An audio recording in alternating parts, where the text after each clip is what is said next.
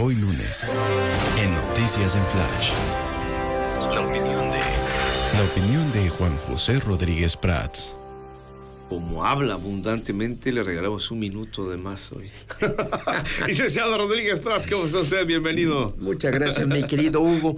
Mira, yo quisiera dedicar mi intervención y celebrar además que por primera vez, tal vez, un tema de la Constitución sea tan discutido por los mexicanos. Esto me parece verdaderamente sano, de que estemos cuestionando qué dice nuestra Carta Magna, cuáles son las diferentes opiniones de los grandes juristas, de los ministros, cuál es el debate que se está efectuando en todos los medios, en el Poder Legislativo, en el Poder Judicial. Esto me parece muy, muy importante, muy trascendente, porque sin lugar a duda el mexicano, el ciudadano, está obligado a conocer nuestra carta que nos dio origen desde 1812 con la Constitución de Cádiz, en 1814 la Constitución de Apatzingán, etcétera, etcétera. Creo que la historia de la Constitución pues es la historia de México, de nuestras luchas, y a qué tenemos derecho y a qué tenemos que cumplir deberes. Yo creo que esto en principio es sano. Creo que también, si me permite la presidenta, pues una pequeña sugerencia o una sugerencia, me parece que el gobernante debe elegir las batallas que tiene que dar, porque son decisiones cuestionadas, y creo que aquí está quemando su pólvora en infiernillos, como suele decirse. Es una reforma que de ninguna manera va a mejorar al Poder Judicial, que tiene serios cuestionamientos y que además ha recibido la oposición de todo el Poder Judicial, de sus 55,000 trabajadores. Ya lo hemos dicho aquí en otros programas. Entonces, sinceramente, de prosperar la reforma, se le haría un gran daño a todos los aparatos de administración de justicia, a todo nuestro sistema y a todo el andamiaje jurídico. Creo que no es una tarea en la que debe empeñarse, y se está friccionando muy fuerte, y se está viendo algo, Hugo, que me gustaría aclarar, porque tal parece que cuando algo se descompone, se dice ya se politizó, como si el verbo politizar significaría o significa envenenar o distorsionar o deteriorarse. No, yo creo que cuando la presidenta, por ejemplo, dice esta es una decisión política, no jurídica, pues sinceramente creo que hay una mala concepción de lo que significan ambos términos. Yo no creo que pueda haber una política que sea incompatible con el derecho. No puede darse. Tenemos que hacer una política del derecho y de la ética. Son tres disciplinas totalmente imbricadas: la ética, la política y el derecho. Lo que sí creo es que está partidizada. Y si vemos los órganos de justicia, esto sí me parece grave, es un síntoma patológico, y por otra parte, eso es una novedad en México. Tú puedes ver en la Suprema Corte 8 juristas, 3 abogadas designadas por el presidente sin cumplir el perfil que señala la Constitución, y que han votado en una misma línea, evidentemente acatando una consigna, y los 8 juristas tratando de defender al Poder Judicial. Si vamos al Tribunal Electoral, de sus 5 integrantes, hay 2 que resuelven conforme a derecho y 3 que traen una clarísima tendencia a fortalecer al partido oficial. Y si vamos al Instituto Nacional Electoral, están igual los consejeros. Entonces, se ha partidizado. Esto sí es sumamente grave. O sea, están acatando y protegiendo los intereses de los partidos o de las fuerzas que están en conflicto, y olvidándose de su tarea fundamental de hacer cumplir la ley y hacer justicia. En el caso de la Suprema Corte, me parece que hay 2 corrientes de pensamiento. Voy a intentar explicarlo porque creo que esto es muy importante dilucidarlo. En México hemos tenido una tendencia en las decisiones jurídicas de que si en la forma se falla en algo, ya no se entra al estudio del fondo. También hemos padecido de que si no hay el del sujeto afectado, del sujeto lesionado en su derecho, la capacidad de empujar a que se haga justicia, simplemente la autoridad no procede de oficio. Hay cosas que la autoridad debe proceder de oficio, porque está en juego el Estado de Derecho. Por ejemplo, en este caso, ¿qué es lo que sostienen a 3 ministras? No, la Suprema Corte no debe analizar. No, porque para la acción de inconstitucionalidad se requiere una tercera parte de los legisladores que no lo tienen. O para el juicio de amparo, el artículo primero de la fracción primera del artículo 61 de la Ley Orgánica del Poder Judicial Federal dice que el amparo no procede contra reformas a la Constitución. Bueno, en tal sentido hay que resignarse a lo que hizo el Poder Legislativo, porque, de acuerdo al artículo 39, el pueblo ha hablado, como si solamente el Poder Legislativo representara al pueblo. Eso sería, pues, interpretar, por ejemplo, que hubo un buen proceso electoral, que no lo hubo, que hubo un buen criterio para fijar las proporciones de los grupos parlamentarios, que tampoco lo hubo, porque fue evidentísimo que el grupo de Morena, que tenía 54% junto con sus aliados, se fue al 75%. Entonces, eso no lo puede analizar la Corte, o sea, está limitada, y eso podemos ver muchísimas cosas. En muchísimos aspectos no se puede porque falló algo en la forma, en la apariencia, y por lo tanto no entro al fondo del asunto. Me parece que en este caso los 8 ministros están defendiendo lo que es el verdadero Estado de Derecho, lo que es la sustancia, la esencia, porque se puede dañar seriamente al Poder Judicial. Se están afectando derechos humanos, se están afectando el proceso legislativo, se está de alguna manera resignándose a que, por ejemplo, se extorsionó, se sobornó a muchos legisladores para obtener el voto. O sea, no es un asunto menor, es un asunto que va a marcar todo el sexenio, y que te garantizo que aún aprobándose la reforma, vamos a tener un grave problema por algo que los juristas llaman, y voy a intentar explicarlo, racionalidad pragmática. ¿Qué significa la racionalidad pragmática? Que una norma sea de posible cumplimiento. O sea, ya lo hemos dicho aquí en otras ocasiones, que no tiene caso poner en una ley o aprobar una ley algo que sabemos que se va a distorsionar y que no va a poder cumplirse. Están ahorita atorados con la legislación secundaria, pero lo más grave de todo es la actitud que tienen ya los 2 poderes. Por ejemplo, estamos viendo en las declaraciones de Fernández Noroña que dice: resuelvan lo que resuelvan, la reforma va. Y la presidenta también lo dice. Eso me parece, la reforma va. Digan lo que digan los 8 ministros. Bueno, pero ella protestó hace unos días cumplir y hacer cumplir la Constitución y las leyes que de ella emanan. La última palabra en esta materia la tiene la Suprema Corte, sin duda.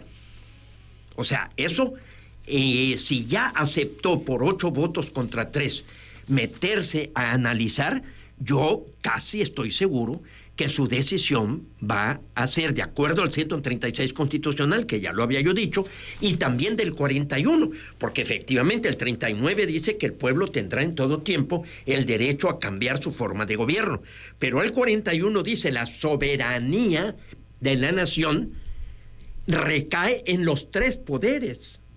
O sea, el poder legislativo no es absoluto, en los 3 poderes: poder ejecutivo, poder legislativo y poder judicial. Por eso aquí me parece algo verdaderamente absurdo. Yo no había escuchado una cosa igual en toda mi vida política y mi vida jurídica.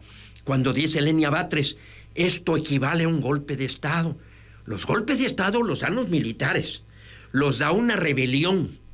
Lo puede dar el poder legislativo. Por ejemplo, en Inglaterra, cuando estaba surgiendo todavía el sistema, el régimen parlamentario, pues Oliver Cromwell en 1649 le cortó la cabeza a Carlos I. Ahí el Parlamento pudiera ser, pero un golpe de Estado encabezado por el Poder Judicial, ¿con qué fuerza? ¿A quién le daría la orden el Poder Judicial para dar un golpe de Estado? Esto sí me parece una ignorancia supina, me parece algo verdaderamente absurdo. Esto equivale a un golpe de Estado. Y todavía la presidenta, pues que me disculpe también, y dice, no, es un golpe aguado. Ay, caray, esta terminología sí me declaro incompetente. No la puedo descifrar ni puedo entender qué quisieron decir. Y esto sí también me parece grave porque estamos distorsionando el discurso político. En síntesis, mi estimado Hugo, creo que es una lucha estéril, creo que es algo que va a lesionar a los órganos de justicia, creo que es algo que nos va a desgastar a todos y que los resultados van a ser negativos y que el momento que vive México, que estamos viendo violencia, el momento que vive el mundo, que estamos viendo también conflictos sumamente graves que están retando al derecho internacional y a los órganos internacionales encargados de alguna forma diseñados por muchas décadas para tratar de evitar este tipo de conflictos, y por otra parte los graves problemas económicos, porque estoy oyendo que se están programando muchas inversiones. Yo quisiera que el 15 de noviembre que se envíe el presupuesto, porque esa es la fecha que señala la ley de que debe presentarse el presupuesto, analizarlo, porque yo creo que tiene serios problemas. Por ejemplo, sostener el déficit en el 3% del Producto Interno Bruto. Esto muchos economistas dicen que no va a ser posible. En este año fue el 6%. Disminuir el presupuesto en esos montos me parece que va a ser un tremendo riesgo de disminuir muchas partidas, muchas obras, y ahorita se están anunciando con gran ligereza. Entonces, con todos esos problemas, vale la pena esta batalla que, repito, nadie va a ganar y el que va a perder es el pueblo de México, porque se va a lesionar en su funcionamiento un órgano tan importante como es el que administra la justicia. Todavía le tengo aquí, licenciado Rodríguez Prats, una teoría de un escenario, por lo menos a ver si usted me ayuda a pensar en esto. Vamos a suponer, y tomando como referencia todo esto de lo que ha hablado, ¿qué va la reforma, no? La aprueban, el Poder Judicial dicta que no debería de haberse seguido trabajando en ella, puede acusar un desacato. ¿Y quién va a sancionar ese desacato si la fuerza pública le hace caso al Ejecutivo, no? Es que ya entraste en un terreno donde no opera la aplicación de la ley. Allí sí ya tendremos que hablar de lo que la ley dice y lo que en la realidad está aconteciendo. Ya el Poder Legislativo ha desobedecido ya decisiones de la Suprema Corte. Lo que dijo, por ejemplo, de la integración del Tribunal Electoral Federal, que tenía 5 miembros, y cuando el presidente López Obrador vetó a 2, no se complementó el procedimiento. Ricardo Monreal lo dijo claramente, dejaron pasar el tiempo, le insistió la Suprema Corte y desacataron. Eso está consignado inclusive como... ¿Y no pasó nada? No pasó nada, está consignado como delito, está señalándose una responsabilidad penal. Ahora hay varias decisiones, hay 25 jueces de distrito que han sentenciado, que han concedido la suspensión provisional o definitiva del acto reclamado. O sea, la reforma ha violado el amparo, ha violado la integración de las cámaras, ha violado el procedimiento, el quórum. Ni siquiera se confirmó el quórum. No se discutió, no se deliberó, se vio un dictamen que venía de la legislatura anterior. Bueno, por último, al segundo día de su instalación, cuando es el constituyente permanente, el órgano más importante para reformar la Constitución, lo aprueba, y después los congresos locales, porque está reformando la Constitución. Puede sancionar, o sí, a todo mundo. No, a las 4 de la mañana se estaba aprobando en el Congreso, y Oaxaca lo estaba aprobando a las 8 de la mañana. En yo diría, un apresuramiento para demostrarle al presidente su disciplina, su sumisión, todavía al presidente anterior. No, entras en un terreno en donde ya no puedo aventurar una respuesta, porque ya es pues simplemente la arbitrariedad en el poder. Más aún, a ver si es más complicada desaparecer el Poder Judicial. ¿Lo ve posible? Digo, yo sé que eso no es viable en un régimen democrático, ¿no? Pero... Mira, lo grave de esto es que estas 2 mujeres que ahorita tienen en sus manos la decisión, Claudia Sheinbaum y Norma Piña, y que yo a Norma Piña le estaba llamando la Rosa Parks mexicana.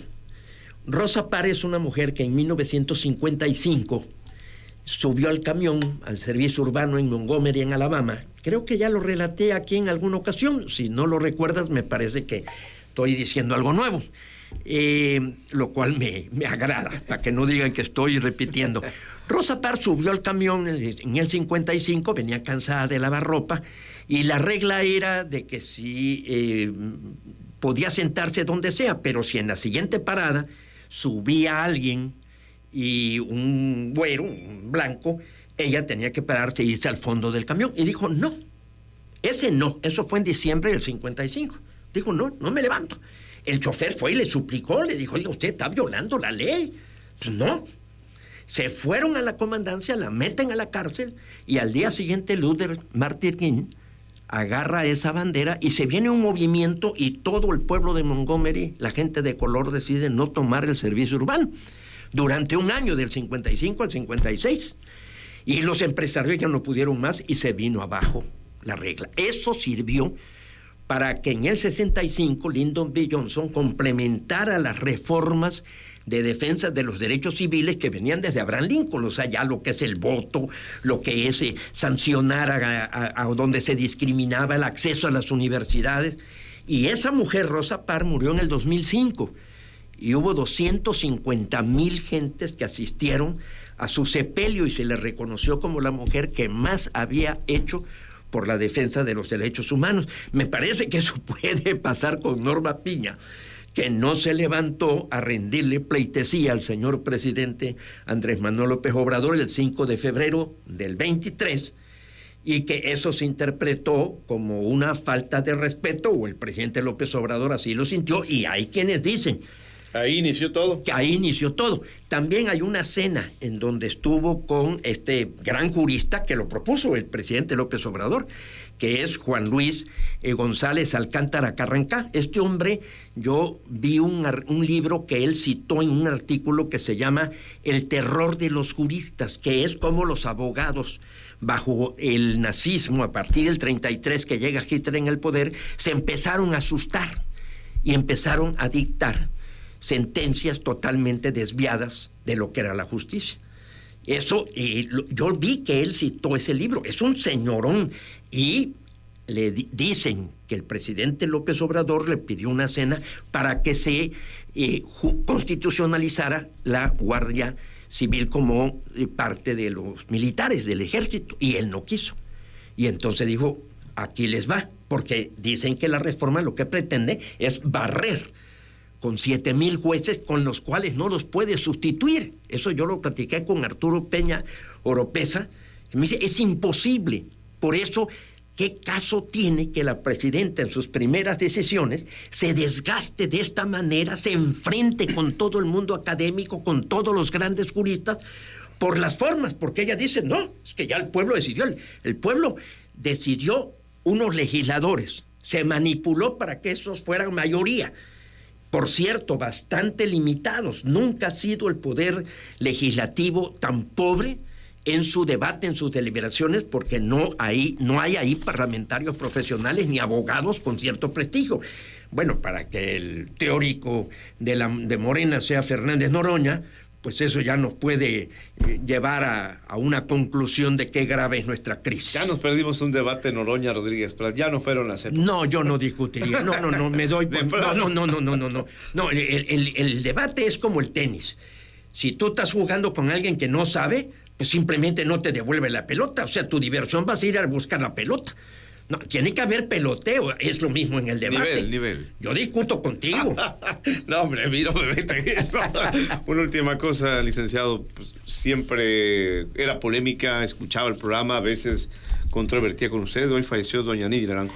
Mira, es una mujer que yo traté muy poco, pero la vi siempre con respeto. Es una mujer íntegra, es una mujer... Recuerdo mucho algunas intervenciones como diputada local, fue de las pioneras de entrar como diputada local, que sería una lección para los diputados hoy de Morena en la Cámara, porque ella fue crítica. Me acuerdo que era el gobierno de Roberto Madrazo, si no estoy mal, Y ella era el señalamiento, era llegar a la tribuna y estar siempre observando. Ese es el papel más importante del representante popular, no levantar el dedo. Más para acá, creo, sí. Pero creo que fue cuando llegaron al poder, ¿no? Los periodistas, Arturo Núñez. Habría que buscar, pero sí. Habría que buscar, pero sí entendió cuál era el papel de representante. Había otra mujer también muy valiosa, que le perdí la pista, se me va ahorita el nombre, de las primeras que llevó pues el movimiento de Andrés Manuel, cuando había voces en contra del poder. Ahorita tal parece que la sumisión es absoluta, es increíble en que no haya ninguna voz disidente. Todos en lo personal aceptan que la reforma está mal. Es algo verdaderamente que te amarga. En lo personal, no en lo público. No, en lo público no se atreven ni de chiripada. No saben que van al ostracismo. Licenciado Rodríguez Prats, hasta la próxima semana. Mi estimado Hugo, muchísimas gracias. Como siempre, eres muy generoso, pero sobre todo eres muy acucioso para que tus preguntas me permitan hablar, cosa que yo, como habrá de notar el auditorio, disfruto plenamente.